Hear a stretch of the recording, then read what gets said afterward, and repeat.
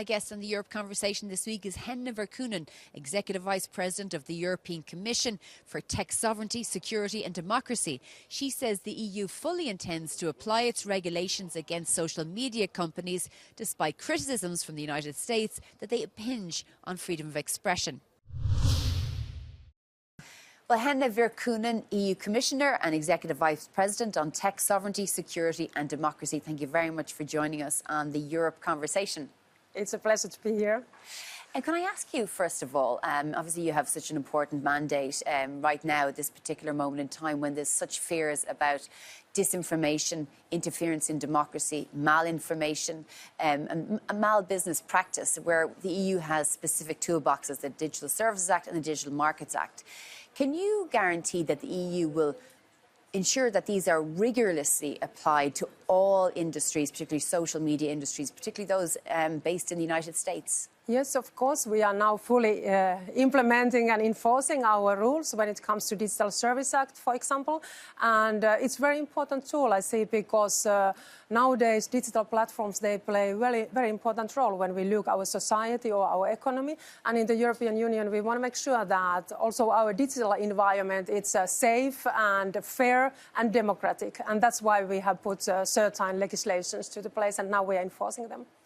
Because they come under so much attack from the likes of Elon Musk, who has a specifically important role in the US administration. Are you concerned that if the EU is to go what they see as too harshly against the likes of X, that there may be retaliation? We heard, for example, Vice President J.D. Vance saying that the US could pull support for Ukraine if the EU goes after X, as they see it. Of course, all the actions what we are taking, they have to be based to our legislation. And our rules are very fair because they are same rules for everybody who is operating and doing business in the European Union. So we have same rules for the European companies, for American companies, for the Chinese companies, because we want to make sure that we have also a fair and democratic, safe environment when it comes to our digital field. And, for example, everything what is illegal in our societies in the European Union, it's also illegal in our online world. So what are your concerns around the likes of X and so on when it comes to algorithms, for example?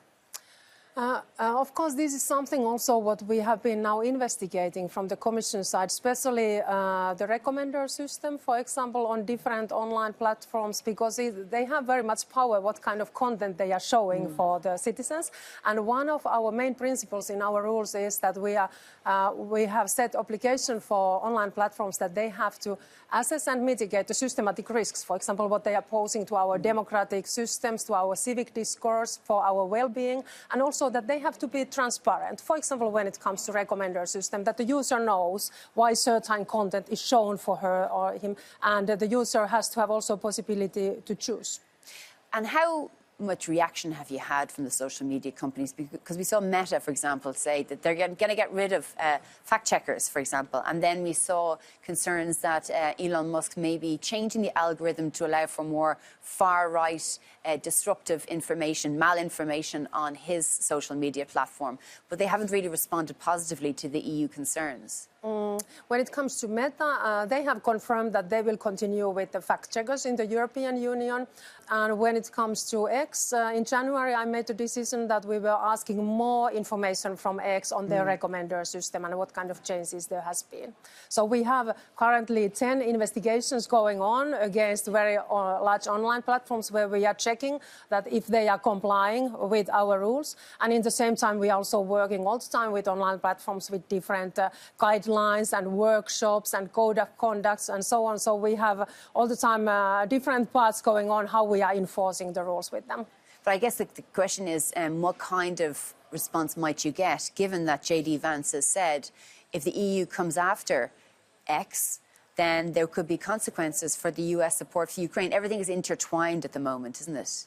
I think it's important to underline that we are not going after anyone. Yes, we want to make sure that everybody is complying with our rules in the European Union, that they are respecting our rules, and that we are now investigating, and that's why we are having dialogue all the time going on with the online platforms. And have they responded positively? Or with the investigation into X, for example, which started in December 23 and then was expanded just January this year, how is that investigation going? Are you getting the proper responses and engagement from X? Normally, it's always the case with the industries that everybody is protecting their business idea very much, of course, and their business interest. But yes, the online platforms, they are cooperating with the European Commission because European Union is the biggest or second biggest market for most of them. So European Union is super important market for the digital platforms. And many of them, they have more users in the European Union than they have, for example, in USA. So, of course, it's very important for them to comply with our rules. And would you be concerned at all that there might be a retaliation from the US government? Will you take that into account when there's a decision around what type or, how big a fine may be if they're found in breach? That it wouldn't be so high that that the Americans might say, well, you're attacking us, we're going to respond accordingly. These legislations, when we speak about Digital Markets Act and Digital Service Act, they are very new legislations, and we are now making first decisions based on them. So, of course, we want to make sure, we want to be sure always when we are making decisions that we have to have very strong legal basis of all the decisions. And we want to make sure. Some of those people, J.D. Vance again, but others in the United States, would say that these rules are, in fact, an impression, an impact on freedom of expression, and that the EU is trying to curtail freedom of expression by imposing these laws, particularly in the DSA. What would you say to that? That is not correct. So there is misunderstanding if some of the citizens see or some of the decision makers that we are limiting freedom of speech with these rules, because we are protecting freedom of speech with our rules. And the DSA, it's not about content. There we are just setting obligation for online platforms that they have to have practices in place, that how they make sure that they are mitigating, assessing the systematic risks, how they make sure that they are not spreading disinformation. So we are not regulating the content at all.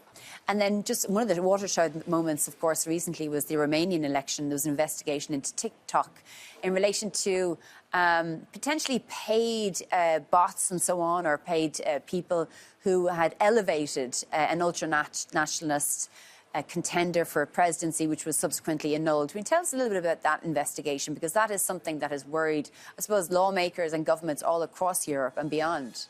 We have to make sure that online platforms, they are not misused or manipulated during the elections. And that's why it's very important that they are also very well prepared for the electoral processes. And that's why we are always suggesting for the member states that before elections they are organizing so-called roundtable with online platforms and with the local authorities, with the NGOs, and then they are checking the risks of elections, that how different online platforms are prepared for that. For example, in Germany, they organized that before elections, but they also carried out so-called risk tests or before the elections to really see that how the different online platforms, how they are prepared and how they are reacting to different things, what can happen during the electoral campaigns. And also in Romania, now they are organizing that kind of event with online platforms where they are checking. So it's important that we are preparing for the elections with the national authorities and with online platforms. And also that online platforms, that they make sure that they are not misused or manipulated and they are transparent during the electoral processes.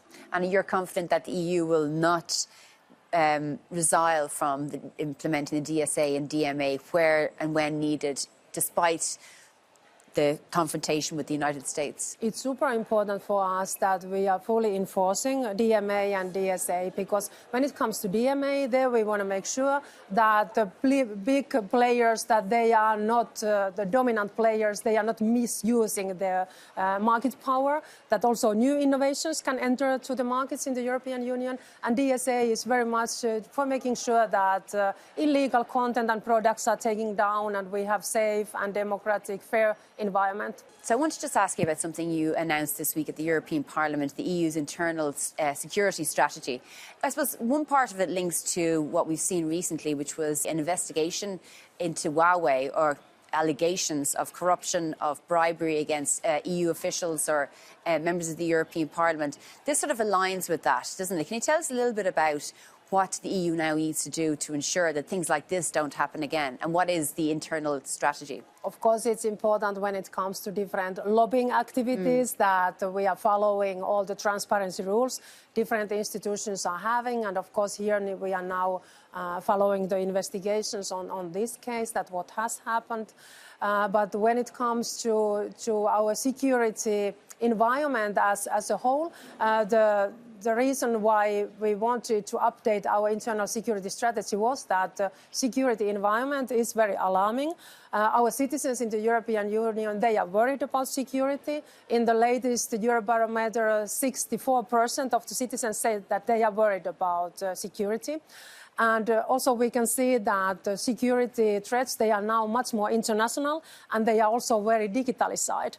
And just on the internal security strategy, what is the most fearful threats facing the EU in relation to that? Is it critical infrastructure attacks, cyber attacks, hybrid war? And that is, I think, quite interesting question, that what is the biggest threat, because nowadays we can see that there is many different threats in the same time. Like you were listing, we have been witnessing a sabotage to our critical infrastructure. We have all the time massive cyber attacks towards the European Union. Also migrants, they have been used as weapons on our external borders. And of course, in the same time, we have different organized crime, terrorist groups, and so on. So we have to be prepared for many, many different kind of threats. And that's why we have to closely cooperate together. And also from the Commission side, we now decided that always when we are making now new legal actions, we will include also the security assessment as a part of our impact assessment of different legislations. Okay, Commissioner Henna Virkkunen, Executive Vice President for Tech Sovereignty, Security and Democracy, thank you very much for joining us on the Europe Conversation. Thank you.